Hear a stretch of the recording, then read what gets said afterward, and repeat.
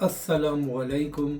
मैं हूं अली असगर और आप देख रहे हैं मेरा यूट्यूब चैनल। इस्लामाबाद कचहरी, खुदकश हमला, पाक अखवान मुज़ाकरात और तालिबान की हटदर्मी, इस वीडियो में हम इसी के मुतालिक बात करेंगे। और अगर नाज़रीन अकराम आपको ये वीडियो अच्छी लगे तो इसे लाइक और शेयर ज़रूर करें और कमेंट्स के ज़रिए अपनी राय का भी इजहार करें।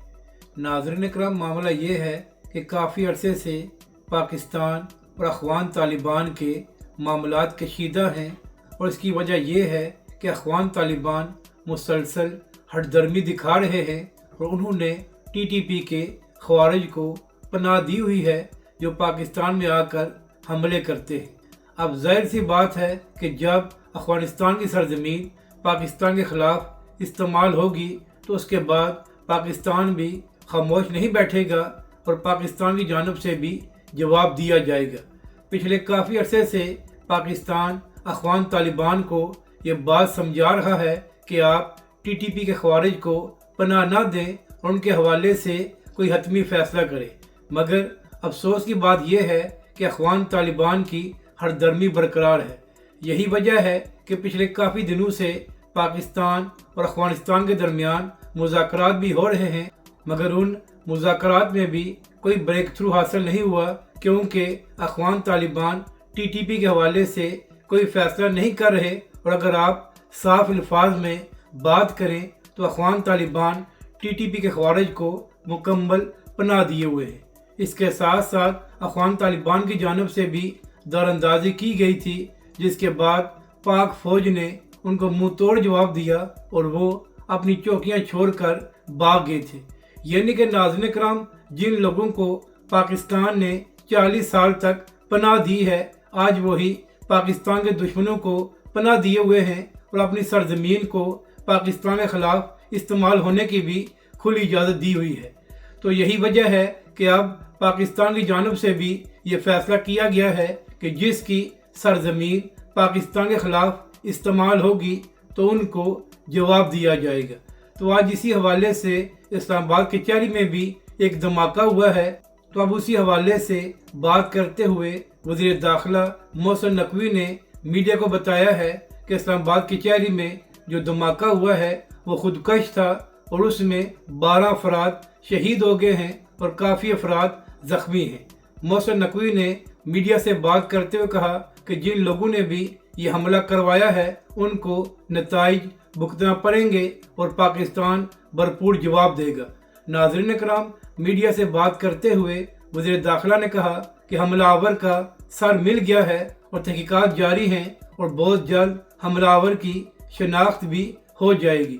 नाज़रीन इकराम, यहाँ पर अहम बात यह है कि मीडिया से बात करते हुए वज़ीर दाखिला ने यह भी बताया कि कल वाना में भी एक खुदकश हमला हुआ था और उसका ताल्लुक अफगानिस्तान से था। तो आज भी जो इस्लामाबाद कचहरी में हमला हुआ है तो उस हवाले से भी ज़राए यही दावा कर रहे हैं कि इसमें भी अफगानिस्तान की प्रॉक्सी TTP मुलव्वस हो सकती है और इस हवाले से बहुत जल्द नताइज भी सामने आ जाएंगे।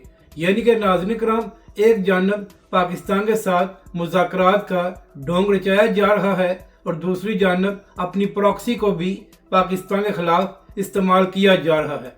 तो अब पाकिस्तान का भी दो टोक यही मौक़िफ़ है कि जिसकी सरजमीन पाकिस्तान के ख़िलाफ़ इस्तेमाल होगी तो पाकिस्तान उनको मुंह तोड़ जवाब देगा। तो अब देखना यह है कि जब हमलावर की शनाख्त हो जाती है तो उसके बाद मज़ीद क्या तफसीलात सामने आती हैं। लेकिन अब तक जो तफसीलात सामने आई हैं तो उसके मुताबिक इस्लामाबाद कचहरी में 12 अफराद शहीद हुए हैं और काफ़ी अफराद ज़ख्मी भी हुए हैं। तो नाज़रीन इकराम, अब देखना यह है कि पाकिस्तान और अखवान तालिबान के दरमियान जो मुज़ाकरात जारी हैं अब उस हवाले से क्या नताइज सामने आते हैं। जबकि दूसरी जानब ख्वाजा आसफ ने अपने बयान में कहा है कि जिस तरह अखवान तालिबान TTP को पनाह दिए हुए हैं और जिस तरह उनकी हरदर्मी बरकरार है तो उसके बाद लगता नहीं है कि तालिबान के साथ जो मुज़ाकरात हो रहे हैं तो उससे कोई मुस्बत चीज़ सामने आएगी।